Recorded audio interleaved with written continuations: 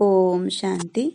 14 फरवरी 2026 बाबा आज कह रहे हैं, मीठे बच्चे, तुम सर्वोत्तम सौभाग्यशाली ब्राह्मण कुलभूषण हो। तुम्हें स्वयं भगवान बधाइयाँ देते हैं। प्रश्न, बाप बच्चों को संगम पर ही सृष्टि का समाचार सुनाते हैं, सतयुग में नहीं, क्यों? उत्तर में बाबा ने कहा, क्योंकि सतयुग तो है ही आदि का समय। उस समय सारी सृष्टि का समाचार अर्थात सृष्टि के आदि मध्य अंत का ज्ञान कैसे सुनाए? जब तक सर्किल रिपीट ही नहीं हुआ है तब तक समाचार सुना ही कैसे सकते? संगम पर ही तुम बच्चे बाप द्वारा पूरा समाचार सुनते हो। तुम्हें ही ज्ञान का तीसरा नेत्र मिलता है। ओम शांति। आज है त्रिमूर्ति शिव जयंती सो ब्राह्मण जयंती सो संगम युग जयंती का शुभ दिवस। बहुत है जिनको बाबा ईश्वरीय जन्म सिद्ध अधिकार की ग्रीटिंग्स भी नहीं दे सकते। बहुत है जिनको पता नहीं है कि शिव बाबा कौन है, उससे क्या मिलना है, वह ग्रीटिंग्स क्या समझ सकते हैं। नए बच्चे बिल्कुल समझ न सके। यह है ज्ञान का डांस। कहते हैं ना, श्री कृष्ण डांस करता था, यहाँ बच्चियां राधे कृष्ण बन डांस करती है। परंतु डांस की तो बात ही नहीं। वह तो वहां सतयुग में बचपन में प्रिंस प्रिंसेस के साथ डांस करेंगे। बच्चे जानते हैं यह बाप दादा है। दादा को ग्रैंड फादर कहा जाता है। यह दादा तो हुआ जिस्मानी फादर। यहाँ तो वंडरफुल बात है, वह दादा है रूहानी और यह है जिस्मानी। इनको कहते हैं बाप दादा। बाप से दादा द्वारा वर्षा मिलता है। वर्षा है डाडे का, ग्रैंडफादर का। सब आत्माएं ब्रदर्स है, तो वर्षा बाप से मिलता है। बाप कहते हैं, तुम आत्माओं को अपना शरीर अपनी कर्मेंद्रिया है। मुझे निराकार कहते हैं, जरूर मुझे शरीर चाहिए, तब तो बच्चों को राजयोग सिखाऊं अथवा मनुष्य से देवता पतित से पावन बनने का मार्ग बताऊं, व मूत पलित कपड़ धो। जरूर बड़ा धोबी होगा। सारे विश्व की आत्माएं और शरीर धोता है। ज्ञान और योग से तुम्हारी आत्माओं को धोया जाता है। आज तुम बच्चे आए हो, जानते हो हम शिव बाबा को बधाइयां देने आए हैं। बाप फिर कहते हैं कि तुम जिसको ग्रीटिंग्स देते हो वह बाप भी तुम बच्चों को ग्रीटिंग्स देते हैं, क्योंकि तुम बहुत सर्वोत्तम सौभाग्यशाली ब्राह्मण कुलभूषण हो। देवताएं इतने उत्तम नहीं हैं जितने तुम हो। ब्राह्मण देवताओं से ऊंच है, ऊंचते ऊंच है बाप। फिर आते हैं ब्रह्मा तन में, उनके तुम बच्चे बहुत ऊंचते ऊंच ब्राह्मण बनते हो। ब्राह्मणों की है चोटी, उसके नीचे है देवता है, सबसे ऊपर है बाबा। बाबा ने तुम बच्चों को ब्राह्मण ब्राह्मणिया बनाया है स्वर्ग का वर्षा देने। इन लक्ष्मी नारायण के देखो कितने मंदिर बनाए हैं, माथा टेकते हैं। भारतवासियों को यह तो मालूम होना चाहिए कि यह भी मनुष्य है। लक्ष्मी नारायण दोनों अलग अलग है। यहाँ तो एक मनुष्य के दोनों नाम रखे हैं। एक का नाम लक्ष्मी नारायण अर्थात अपने को विष्णु चतुर्भुज कहते हैं। लक्ष्मी नारायण अथवा राधे कृष्ण नाम रखाए है तो चतुर्भुज हो गए ना। वह विष्णु तो है सूक्ष्म वतन का एम ऑब्जेक्ट। तुम इस विष्णुपुरी के मालिक बनेंगे। यह लक्ष्मी नारायण विष्णुपुरी के मालिक है। विष्णु की है 4 भुजा, 2 लक्ष्मी की, 2 नारायण की। तुम कहेंगे हम विष्णुपुरी के मालिक बन रहे हैं। अच्छा, बाप की महिमा का गीत सुनाओ। कितना मीठा कितना प्यारा शिव भोला भगवान। सारी दुनिया में शुरू से लेकर अब तक कोई की भी इतनी महिमा नहीं है सिवाय एक के। नंबरवार तो है ही। सबसे ज्यादा सर्वोत्तम महिमा है ऊंचते ऊंच परमपिता परमात्मा की, जिसके तुम सब बच्चे हो। कहते हो हम ईश्वरीय संतान है। ईश्वर तो स्वर्ग रचता है, फिर तुम नरक में क्यों पड़े हो? ईश्वर का यहाँ जन्म है। क्रिश्चियन कहेंगे हम क्राइस्ट के हैं। यही भारतवासियों को भूल गया है कि हम परम पिता परमात्मा शिव के डायरेक्ट बच्चे हैं। बाप यहाँ आते हैं बच्चों को अपना बनाए, फिर राज्य भाग्य देने। आज बाबा अच्छी रीति समझाते हैं, क्योंकि नए भी बहुत है, इन्हों के लिए समझना मुश्किल है। हाँ, फिर भी स्वर्गवासी बनते हैं। स्वर्ग में सूर्यवंशी राजा रानी भी है, दास दासिया भी है, प्रजा भी होती है। उनमें कोई गरीब कोई साहूकार होते हैं, उनकी भी दास दासियां होती है। सारी राजधानी यहाँ स्थापन हो रही है, यह तो और कोई को मालूम नहीं है। सबकी आत्मा तमो प्रधान है। ज्ञान का तीसरा नेत्र कोई को है नहीं। गीत अभी बाप की महिमा सुनी। वह है सबका बाप। भगवान को बाप कहते हैं, बेहद का सुख देने वाला पिता। यही भारत है जिसमें बेहद का सुख था। लक्ष्मी नारायण का राज्य था। यह लक्ष्मी नारायण छोटेपन में राधे कृष्ण है। फिर स्वयंवर बाद लक्ष्मी नारायण नाम पड़ता है। इस भारत में 5000 वर्ष पहले देवताओं का राज्य था। सिवाय लक्ष्मी नारायण कोई का राज्य नहीं था, कोई खंड नहीं। तो अब भारतवासियों को भी जरूर मालूम होना चाहिए कि लक्ष्मी नारायण ने आगे जन्म में कौन से कर्म किए। जैसे कहेंगे बिड़ला ने कौन से कर्म किए जो इतना धनवान बना। जरूर कहेंगे अगले जन्म में दान पुण्य किया होगा। कोई के पास बहुत धन है, कोई को खाने के लिए नहीं मिलता, क्योंकि कर्म ऐसे किए हैं। कर्मों को तो मानते हो। कर्म अकर्म विकर्म की गति गीता के भगवान ने सुनाई थी, जिसकी महिमा सुनी।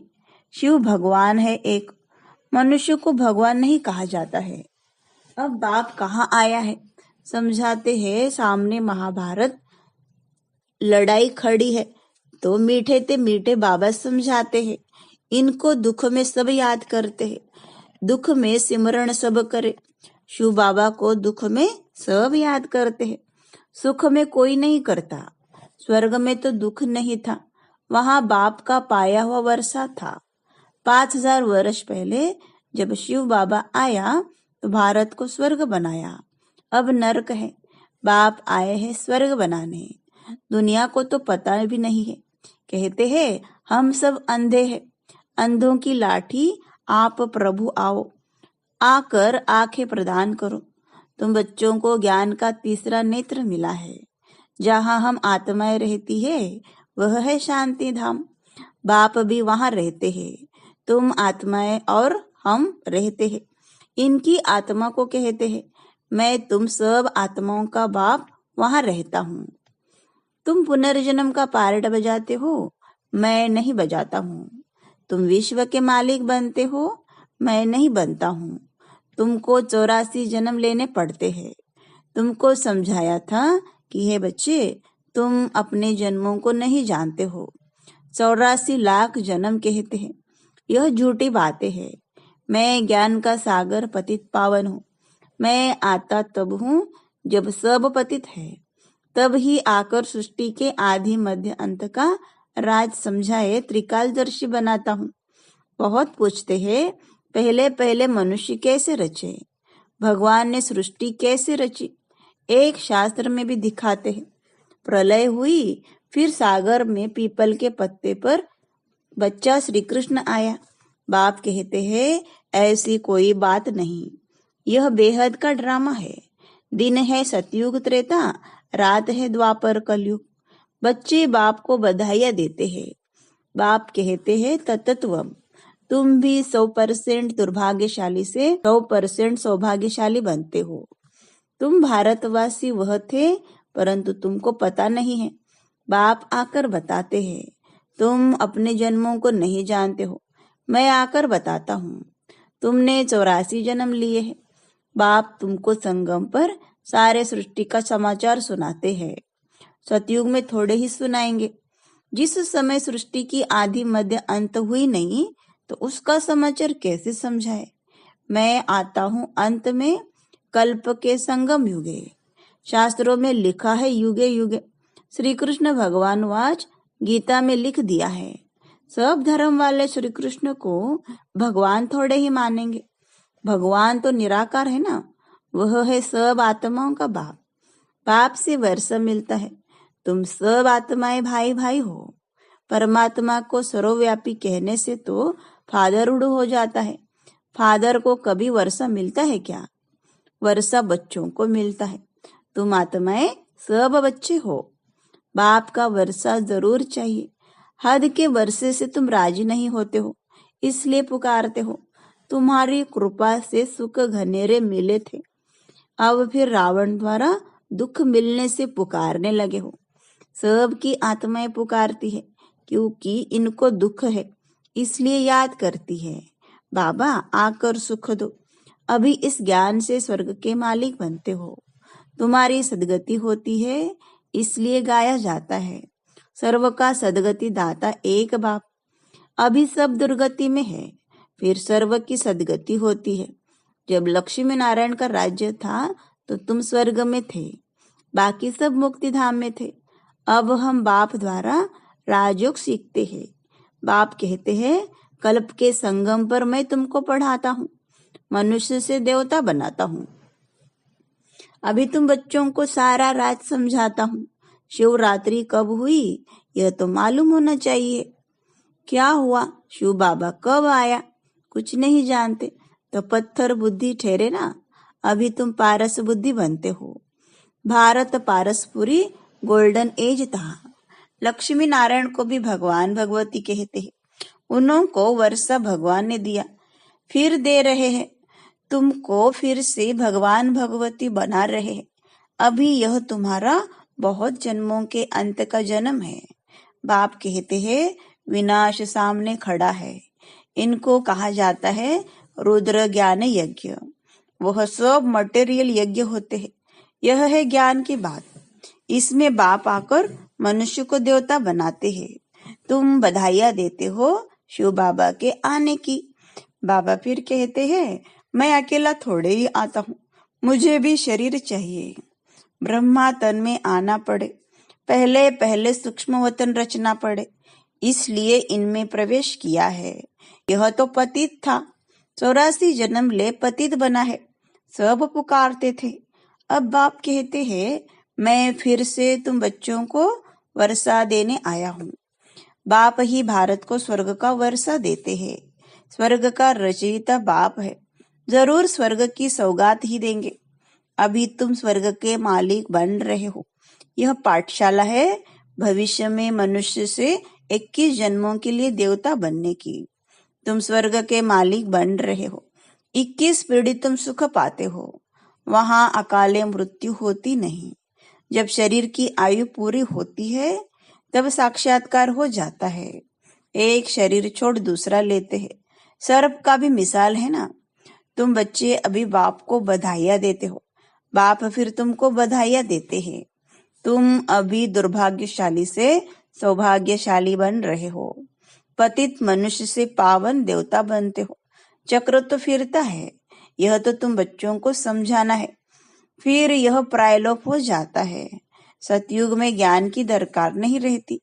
अभी तुम दुर्गति में हो, तब इस ज्ञान से सदगति मिलती है। बाप ही आकर स्वर्ग की स्थापना करते हैं। सर्व का सतगुरु एक ही है। बाकी भक्ति मार्ग के कर्म कांड से कोई की सदगति नहीं होती। सबको सीढ़ी नीचे उतरना ही है।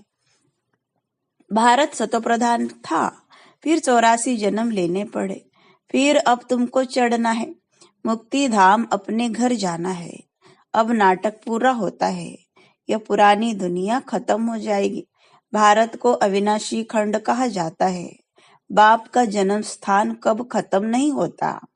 तुम शांति धाम में जाकर फिर आएंगे, आकर राज्य करेंगे। पावन और पतित भारत में ही होते हैं। 84 जन्म लेते लेते पतित बने हो, योगी से भोगी बने हो। यह है रौरव नरक। महान दुख का समय है। अभी तो बहुत दुख आने के हैं। खूने नाहक खेल है।